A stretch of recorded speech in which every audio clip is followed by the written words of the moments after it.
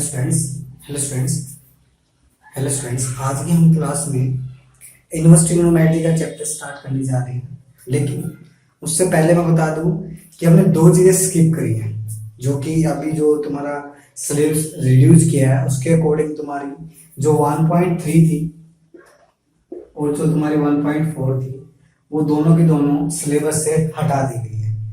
Syllabus से हटा दी गई है। इसमें देखते हो था तुम्हारा कंपोजिशन ऑफ फंक्शन, दूसरा था तुम्हारा इनवर्स। क्या था? Inverse of the function. ठीक है, अब सुनो, इनका डिस्कशन मैंने क्यों किया कि तुम जो चैप्टर अब स्टार्ट करेंगे, मतलब हम जो अब चैप्टर स्टार्ट करने जा रहे हैं वो है तुम्हारा इनवर्स ट्रिग्नोमेट्री। क्या है? Inverse trigonometry. देखो 11th जो क्लास में हमने पढ़ा, 11th क्लास में हमने ट्रिग्नोमेट्री पढ़ा। क्या पढ़ा? ट्रिग्नोमेट्री।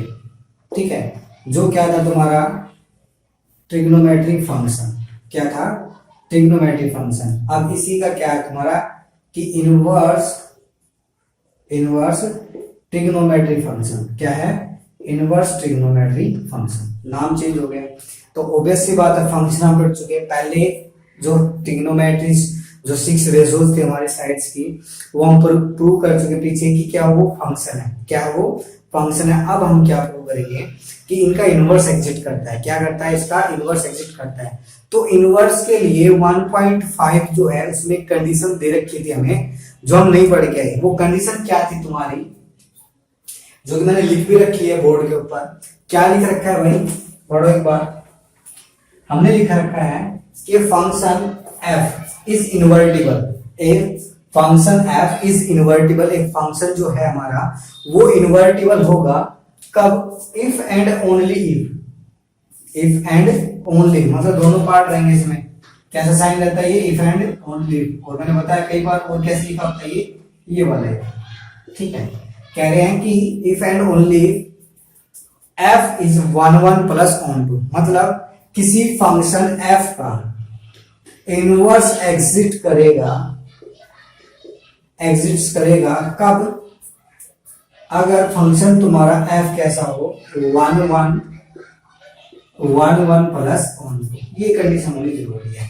अब ऐसा क्यों है भाई? देखो, इनवर्स फंक्शन का मतलब क्या है? f भी कुछ फंक्शन है। फंक्शन की डेफिनेशन क्या है? जैसे हमने फंक्शन डिफाइन किया, तुम्हारा ये तुम्हारा a है, ये तुम्हारा b है। ठीक है, ये सेट a है, ये है सेट b। और यहां से a से b पे हमने क्या कर दिया? फंक्शन डिफाइन कर दिया। a से b पे क्या कर दिया? फंक्शन डिफाइन कर दिया। मैं क्या कह रहा हूं कि f का इनवर्स एग्जिस्ट करेगा कब? कि f इन्वर्टिबल होगा if and only if f is 1 plus onto. 1 plus onto. तो मैं एक बार देख लेता हूं कि अगर फंक्शन 1 नहीं हो तो इनवर्स एग्जिस्ट करेगा या नहीं करेगा। मान लो चलो हमने ये ले लिया a b c d। ठीक है, दूसरा हमने लिया 1 2 3 4 एंड 5 और 6। ठीक है, अब पहले तो हमने देखो 1 मैंने रख लिया, ये 1 हो गया भाई। ठीक है, ये क्या होगा हमारा? 1 हो गया। मान के लिए एलिमेंट नहीं इसके अंदर। ये फंक्शन कैसा हो गया? 1 लेकिन ऑन टू नहीं है। ऑन टू क्यों नहीं है? क्योंकि वो जो 4 है उसकी कोई भी प्रीमेस नहीं है। बट नॉट ऑन टू, ये क्या नहीं है तुम्हारा? ऑन टू नहीं है। Not onto. अब ऑन टू नहीं है। अब देखना ध्यान से, ये तुम्हारा 1.5 का काम है सारा। अगर हम कह रहे हैं कि f तुम्हारा फंक्शन है a से b, जो तो तुम्हारा f इनवर्स होगा ना भाई, वो फंक्शन होगा b से a। मतलब फंक्शन कहां से कहां होगा? b से a के ऊपर। अगर फंक्शन f तुम्हारा कहां से है? सेट a से सेट b के ऊपर। ठीक है, ये फंक्शन की इनवर्स के लिए। ठीक है, इनवर्स ऐसे डिफाइन होता है तुम्हारा। देखो अब f इनवर्स खुद एक फंक्शन, तो फंक्शन की जो डेफिनेशन है वो होल्ड करेगा, ऑब्वियस सी बात है। और फंक्शन की डेफिनेशन क्या है कि एवरी एलिमेंट ऑफ सेट ए। अगर हम फंक्शन कहां से कहां बता रहे हैं? सेट ए से सेट बी के ऊपर बता रहे हैं, तो फंक्शन की डेफिनेशन क्या है कि every element of set A connected with a unique element of set B. अब देखना ध्यान से कि अगर f इनवर्स तुम्हारा फंक्शन, तो b का हर एक एलिमेंट a के एक यूनिक एलिमेंट के साथ कनेक्ट होगा। तो हम b के अंदर गए, हमें बनाना है यहां से इसके ऊपर फंक्शन। क्या बनाना है? अब f इनवर्स मतलब b से a के ऊपर। अब तो b के ऊपर गए, हम b के ऊपर चेक किया, 1 की प्रीमेज है, मतलब 1 की। अब देखो f इनवर्स की बात कर रहे हैं तो 1 की क्या इमेज है? a, 2 की भी इमेज है c, 3 की भी इमेज है d, 4 की भी कोई इमेज नहीं है, कोई इमेज नहीं। इसका मतलब फंक्शन हमारा एफ इनवर्स जो है वो फंक्शन नहीं है, एफ इनवर्स वो जो फंक्शन है। इसका मतलब क्या है कि इसका बी, जब ए से बी ले रहे हैं तो फंक्शन एफ का ऑन टू होना जरूरी है, एफ का ऑन टू होना जरूरी है।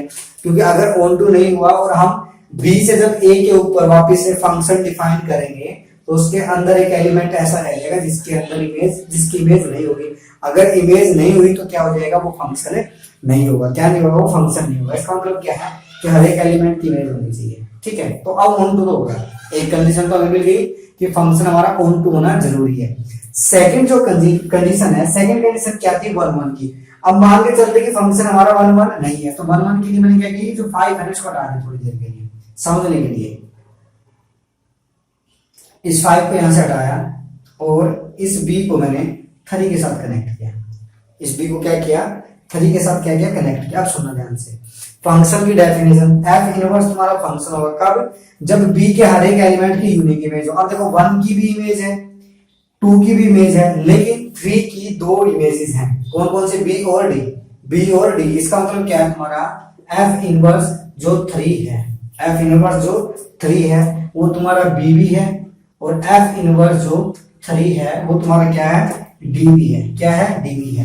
इसका मतलब क्या है, ये अब भी क्या नहीं है, फंक्शन नहीं है, एफ इनवर्स फंक्शन नहीं है। तो यहां से क्या पता चला कि भाई ये जो तुम्हारा फंक्शन है इसका 1 1 होना भी जरूरी है, 1 1 होना भी जरूरी है। तो इसका मतलब क्या होगा, यहां से जो कंडीशन निकल के आई है वो क्या निकल के आई है कि तुम्हारा एफ इनवर्स एग्जिट करेगा, एफ इनवर्स एग्जिट करेगा इफ एंड ओनली इफ।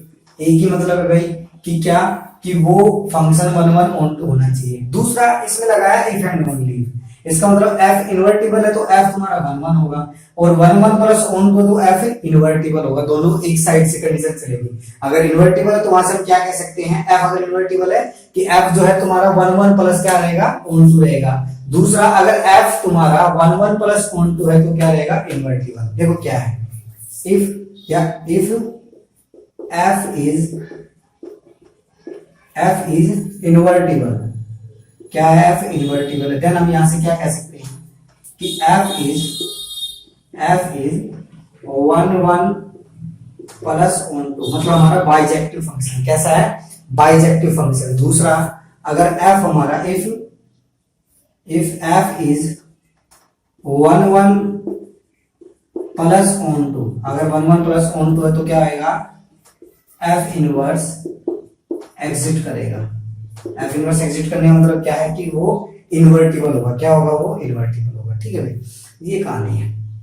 सुनो, अब मैं तुम्हें थोड़ा सा इनवर्स के बारे में बताऊंगा। ठीक है, ये कहानी है। तो इसका मतलब यहां से तो पता चल गया कि एफ का अगर इनवर्स निकालना है तो उस फंक्शन का 1 1 होना जरूरी है। 1 1 होना क्या है, जरूरी है। तो अब काम करते हैं इनवर्स ट्रिग्नोमेट्री के ऊपर। ठीक है, ये कंडीशन तुम समझ चुके होगे, पहले भी बहुत बार बता चुके हैं।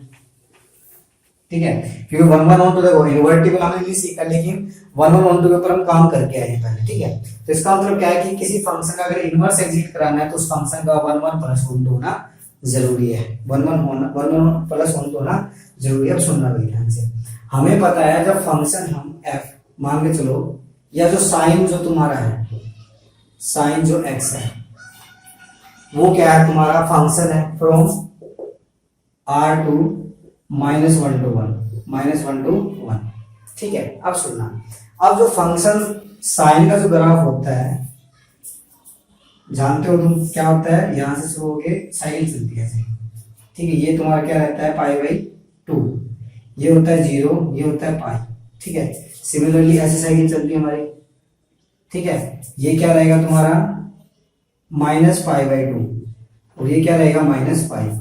सिमिलरली ऐसे चीज चलेगी हमारी। ठीक है भाई, ये हमारा साइन का ग्राफ। सुनना ध्यान से, अगर साइन का इनवर्स एग्जिट करता तो उससे पहले साइन 1 1 होना जरूरी है, लेकिन हमें पता है कि जो साइन ऑफ 0 है वो भी क्या है, तुम्हारा 0 है, और जो साइन ऑफ पाई है वो भी क्या है, 0 है। इसका मतलब क्या हुआ कि दो डिफरेंट वैल्यू के लिए, सॉरी, तो इसका मतलब क्या हुआ कि यहां से कि भाई दो फंक्शन वैल्यू इक्वल है, लेकिन वो जो जिसके ऊपर हम वैल्यू निकाले वो इक्वल नहीं है। ठीक है, तो इसका मतलब क्या हुआ कि f of x1 f of x one is equal to f of x two, but x one is not equal to x two. इसका मतलब f is not one one, f is not one one, क्या नहीं है, one one नहीं है, ठीक है नहीं, ये कहानी है। अब देखो अगर साइन तुम्हारा वन वन नहीं है तो इसका मतलब इसका जो इनवर्स है वो एग्जिट नहीं करेगा।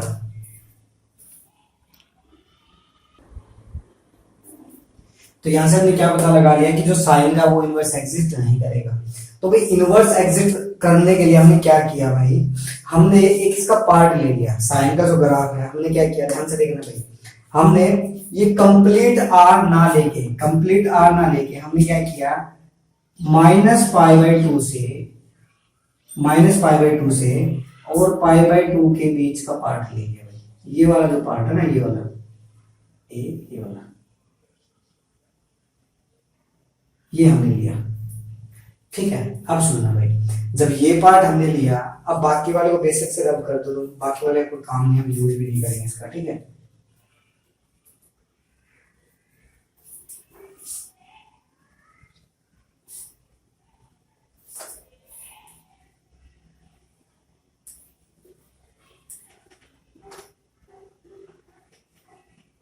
सुनना भाई, अब ये कहानी है। अब क्या हुआ कि माइनस पाई बाई टू से पाई बाई टू की तुम कोई भी वैल्यू लो, साइन की दो कोई भी वैल्यू लो, वो हमेशा डिफरेंट वैल्यूज देगा, ठीक है।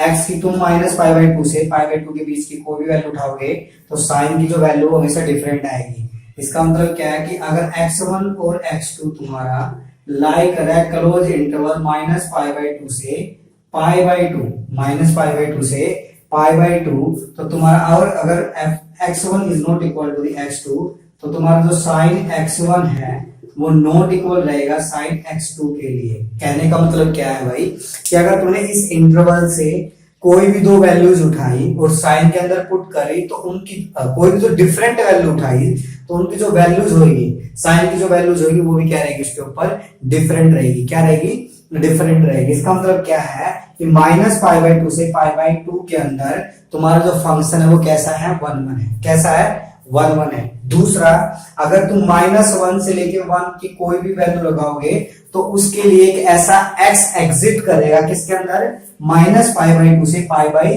टू के अंदर। कहा, माइनस पाई बाई टू से पाई बाई टू के अंदर। तुम कहोगे कि वन कैसे आएगा, तो मैं कहूंगा साइन की वैल्यू पाई बाई टू के ऊपर लो, तो इसका मतलब ऑन टू हो जाएगा, वन बाई टू भी आ सकता है, वन बाई टू भी आ सकता है, ठीक है, थ्री बाई टू भी आ सकता है। मतलब क्या है कि ये जो वैल्यू है ना माइनस वन से, ये वैल्यू कि ये जो वैल्यू है, ठीक है, मतलब कि y की वैल्यू तुम इससे उठाओगे क्योंकि जो इसकी रेंज है साइन की वो क्या तुम्हारे माइनस वन से वन है।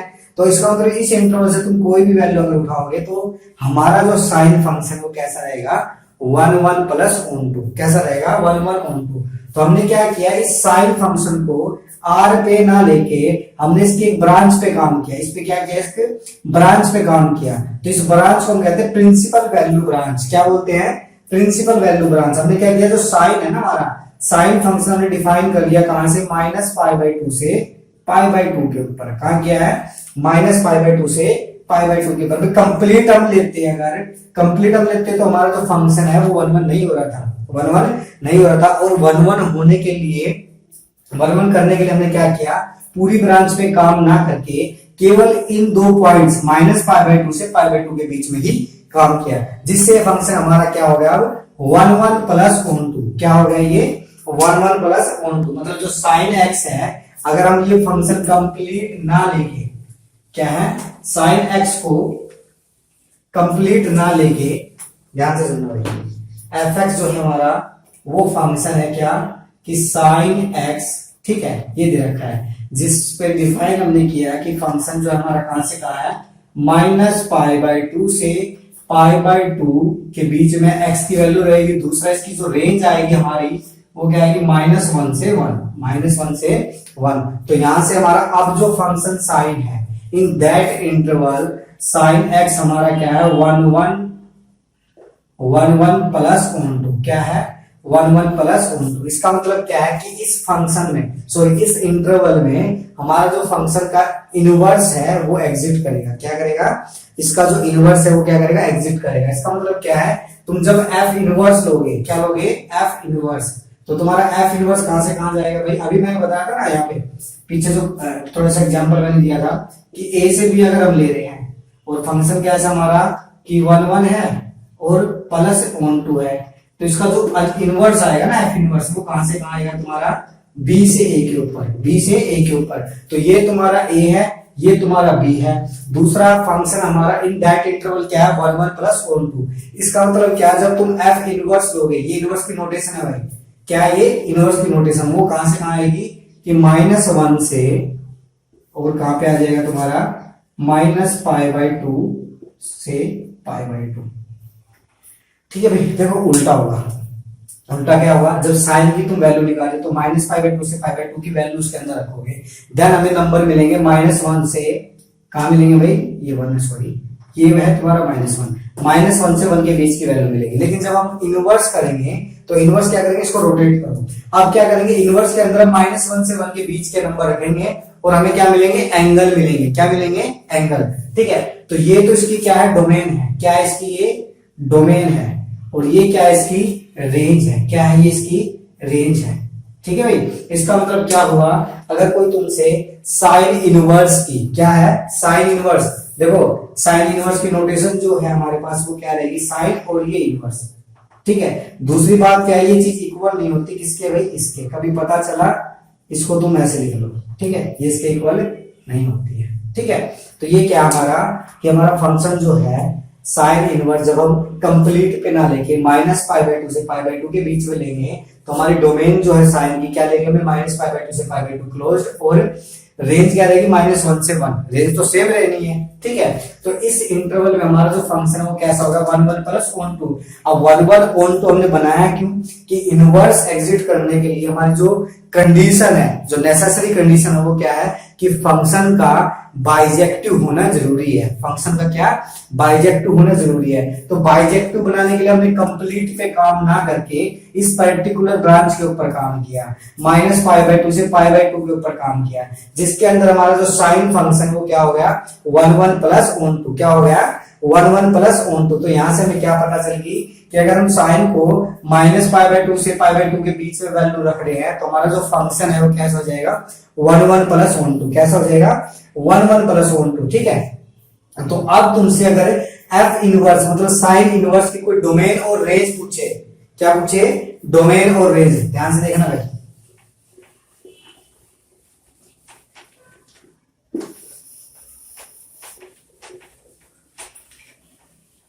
देखो भाई, अगर साइन इनवर्स की, साइन इनवर्स एक्स, ठीक है, पहली बात तो ये इसके इक्वल नहीं है, इस चीज का ध्यान रखना है, कभी पता चले गलत करके बैठ गए, इसके इक्वल नहीं है ये, कि पता चले इसकी -1 पावर कर ऐसे लिख दिए इसको, ये ऐसा नहीं है। ठीक है, ये ऐसा नहीं होगा।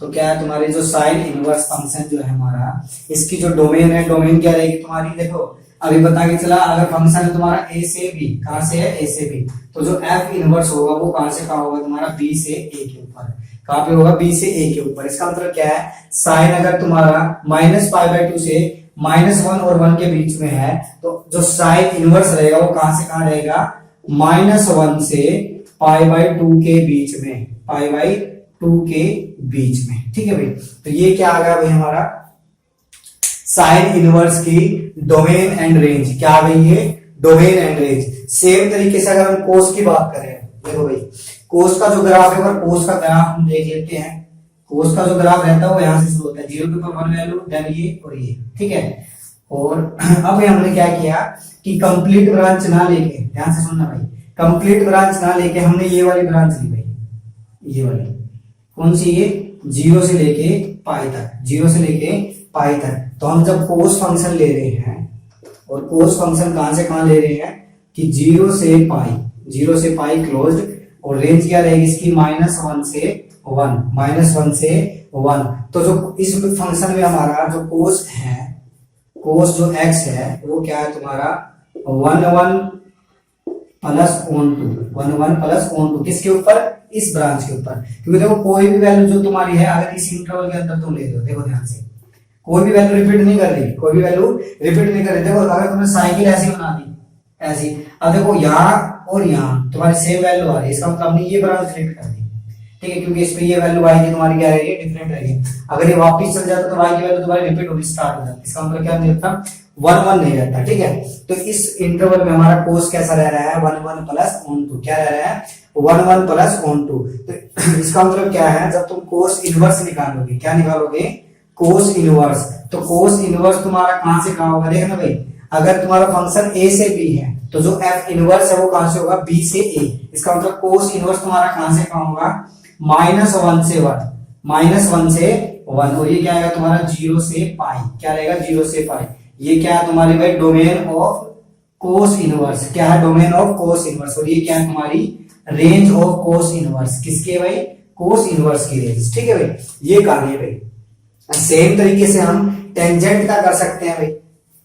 ठीक है, टेंजेंट के लिए अगर मैं बताऊं तुम्हें, तो बस हटा देते, दोबारा लिख भी लेंगे एक बार।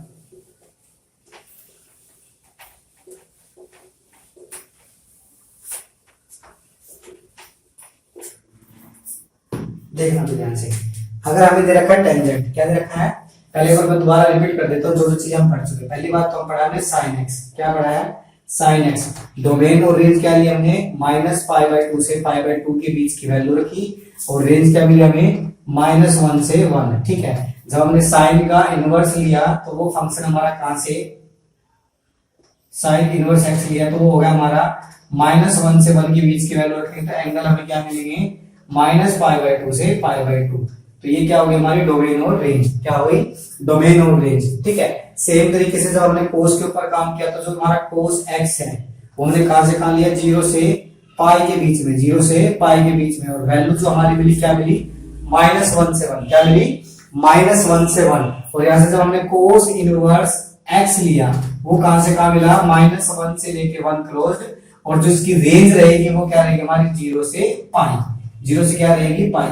ये भाई हमारा इनवर्स का काम है। अब देखो टेंजेंट की हम बात करते हैं, मैं 2 दिन का ही काम करूंगा, साइन कोस का, सीकेंट कोसिकेंट करने की जरूरत नहीं, डायरेक्ट हम क्या रखेंगे, याद रखेंगे वैल्यू को। ठीक है, सुनना ध्यान से भाई, ये हमारा सेकंड वाला है। थर्ड वाला है हमारा टेंजेंट का। तो टेंजेंट का सबसे पहले मैं ग्राफ ड्रॉ करता हूं ताकि तुम्हें कुछ पता चले थोड़ा बहुत। ठीक है, टेंजेंट का ग्राफ मैं रफली बना लेता हूं, ठीक ना भाई, ये तुम्हारा 0 है, ये है तुम्हारा π/2, क्या है, π/2, सॉरी -π/2, और ये क्या है तुम्हारा π/2। ठीक है, तो होगा क्या, टेंजेंट का ग्राफ जो जाता है, वर्टिकल लाइन ले लेते हैं यहाँ पे हम,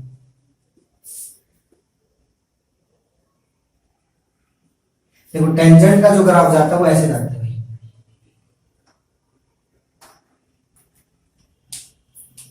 कैसे जाएगा कि यहां से शुरू होगा तुम्हारा -∞ से ऐसे होते हुए +∞। ठीक है, सेम चीज यहां आ जाएगी तुम्हारी, ये कितना आएगा, -3π/2। ठीक है, लाइन बना लो एक और वर्टिकल, यहां तुम्हारा आएगा पाई, क्या आएगा, पाई। ठीक है, तो ये भी लाइन कैसे जाएगी भाई, ऐसे होते हुए। ठीक है, सेम तरीके से अगर तुम यहाँ एक लाइन और बनाओगे, ये ले लो 3π/2, कितना ये 3π/2, ये आ जाएगा तुम्हारा पाई। तो सेम तरीके से वर्टिकली लाइन बनाओ। ठीक है, तो क्या आएगा तुम्हारा,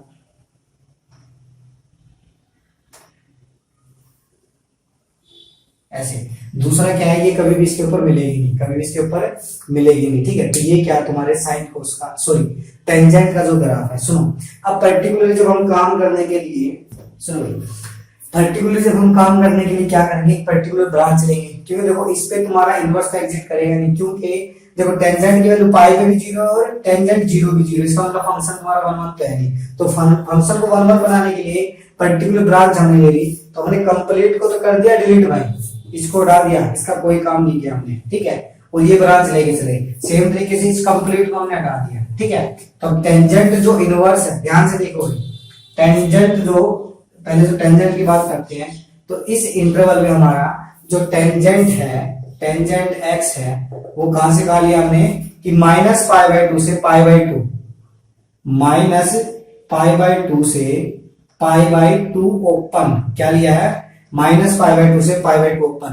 अब π/2 इंक्लूड क्यों नहीं किया वो सुन लो भाई ध्यान से, इसलिए इंक्लूड नहीं किया क्योंकि π/2 पे at π/2 tangent at π/2 is not defined, क्या होता है, not defined, similarly as -π/2 on -π/2 पे जो टेंजेंट है हमारा क्या रहता है, नॉट डिफाइंड। इसलिए हमने क्या किया, टेंजेंट की जो वैल्यू हमने रखी है एंगल की, वो कहां से रखी है, -π/2 से π/2 के ऊपर। कहां रखी है, -π/2 से π/2 के। अब y की वैल्यू देखो, अगर तुम रेंज देख रहे हो तो क्या है, -∞ से इन्फिनिटी, क्या है, -∞ से इन्फिनिटी, तो क्या आ जाएगी रेंज तुम्हारी सेट ऑफ रियल नंबर, क्या आ जाएगी, सेट ऑफ रियल नंबर। ठीक है भाई। सेम चीज अगर तुम कोटेंजेंट की देखोगे तो कोटेंजेंट के लिए हमें देखना पड़ेगा क्या, ये तुम्हारा टेंजेंट का काम है, ठीक है। तो इसका इनवर्स जब तुम निकालोगे, टेंजेंट इनवर्स एक्स तुम लोगे तो वो कहां से कहां आएगा भाई, कि आर से लेके डोमेन क्या रहेगी, सेट ऑफ रियल नंबर, और रेंज क्या रहेगी तुम्हारी -π/2 से π/2 ओपन, क्या रहेगी, -π/2 से π/2 ओपन। ठीक है। सिमिलरली जब कोड के ऊपर तुम काम करना स्टार्ट करोगे तो कोड एक्स का भी क्या रहेगा कि 0 से π/2 ओपन, 0 से पाई ओपन, और रेंज क्या रहेगी तुम्हारी आर। क्योंकि उसका ग्राफ अगर तुम चेक करोगे, अगर तुम्हें पता है थोड़ा बहुत, तो ये चीज आएगी। ग्राफ कैसा रहता है उसका, कि ये तुम्हारा 0 है, ये तुम्हारा π/2 है, और ये तुम्हारा पाई है, तो ग्राफ जो रहेगा टेंजेंट का वैसे रहता है भाई। ठीक है। तो 0 पे भी नहीं मिलेगा, नॉट डिफाइंड रहेगा कोड, पाई पे भी नहीं मिलेगा, तो हमने क्या ले लिया, 0 से पाई, और आर रहेगी इसकी रेंज, आर क्या रहेगी, रेंज।